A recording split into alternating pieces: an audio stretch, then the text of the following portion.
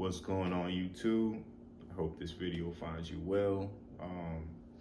I got off of work early today, man, so I figured when would be a better time to make a video. So let's get into it. Today's topic is getting carded, and my main goal of this video is basically to explain what getting carded is and what the process is like, and hopefully if you're brand new to the industry, just shine some light on what you're getting yourself into. So first of all, getting carded is basically the process of you getting certified to load and handle fuel inside of a gas rack. And what a gas rack is basically a loading facility where gas in the city comes from. So drivers come to this facility unloaded, they load up the fuel and they take it out to the customers, which are basically the gas stations and the store where you get your fuel from. So getting carded, right? Your first week of going, getting trained and everything, you're more than likely not going to touch anything. At least I didn't. Probably till like the beginning to middle of my second week of training. So what I did was I just basically took in as much information as possible. Hopefully you got a great trainer and they'll just break down what they're doing and take the time to walk you through the process of what things are, what you're looking at, how you're handling the product, and just really just take your time to just observe. Don't worry about touching or doing too much stuff, too many things at this moment. Just picture yourself, basically you're like a shadow for the whole week. So yeah,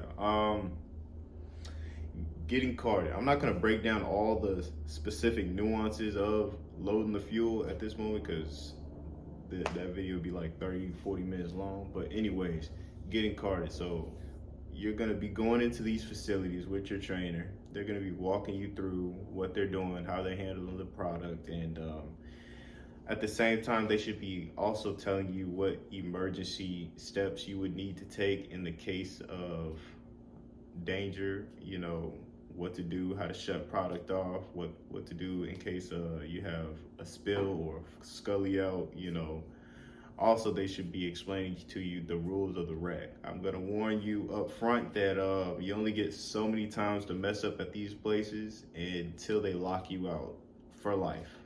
So you make one mistake, all right, they might give you a slap on the wrist, tell you, don't do it again. It's like, all right, cool. You do it again or you do something else, it kind of goes on a file.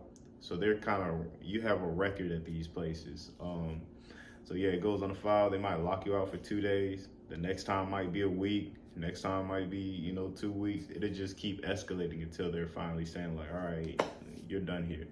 Don't come back. So yeah, I got my notes here. So obtaining your credits to get carded. So at each facility, it's a little bit different. But for example, you will go with your trainer. They're going to be walking you through the process. And by the second and third week, they're basically going to be shadowing you to make sure that you're getting the procedure down right. So once they feel confident that, hey, you're okay, you're doing things pretty well, you got the gist of things, right? So this might take you a couple weeks, it might take you a couple days. It just depends on how fast you grasp things, and maybe even how well they can teach and explain things to you. So I would just say, don't rush this phase of the process. I know I kind of did. I struggled with that because I feel like I should just be able to grab things, in a matter of seconds and just go off on my own, right? So don't be like me. Take your time, ask questions, ask plenty of questions. If you're unsure about something, have them explain it. Your trainer should be extremely patient with you during this time.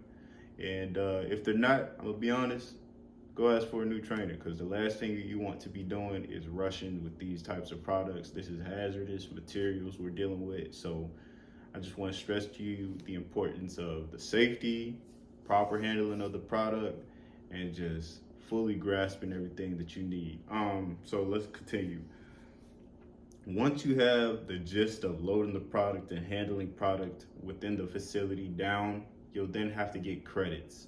So a credit is basically like you're gonna have to call an operator who is a guy who works at the plant. They're gonna come through and they're gonna say, all right, load the product up. And they're watching you to make sure you don't make any mistakes. So once they're done watching you for, that one time you get loaded, they're gonna say, all right, you got a point, good job. So you might need to do this 2 or 3 more times at that specific facility until they say, all right, we can test you for your card. So your test is like, it's nothing crazy. It's basically just doing the exact same thing. You're just doing it the very final time. And then after they see you do it like 3 or 4 times, or if you're just that smooth with it, they could just say, you know what, you're good to go. You're carded. All right, you're in the clear. So now after you've been carded, you're gonna have to do this same thing at about, maybe depending on what your company wants from you, 3 to 4 more facilities. I know myself, I have around like 5 or 6 cars, somewhere around there. So it's like I had to do this multiple times. So the gist of loading and handling the product is pretty much the same. I will say the difference is when you're getting to all these different locations, they all have their specific sets of rules.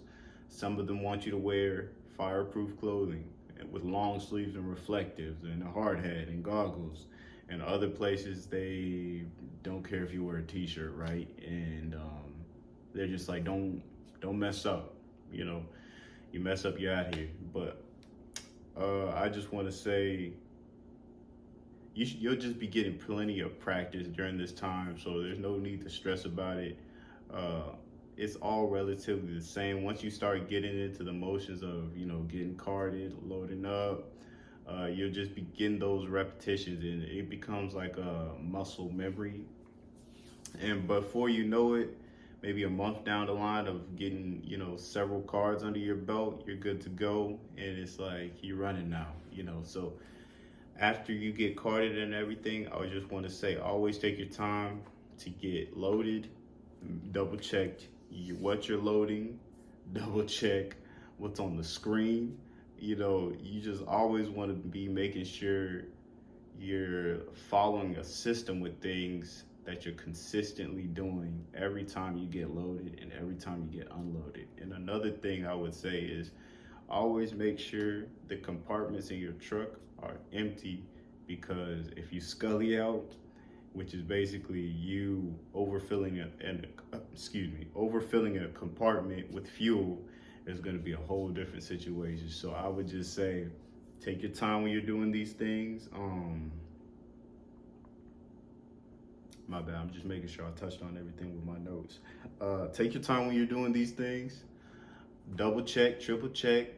It doesn't matter if someone gets mad at you who's waiting behind you. It's going to be a whole different situation if you scully out, if you make a spill, if you mix some product. Then everybody's really going to be sick. So I would just say, man, just take your time. Everything's going to be cool. Be patient with yourself when you're learning all these different systems and what these products are and what you're handling. And just remember to stay safe out there. So hopefully I explained to you guys a great deal of what getting carded is, and you understand what the process is like. And if you have any questions, feel free to drop them down below. I'll be happy to answer them. And like the video, man. I appreciate y'all.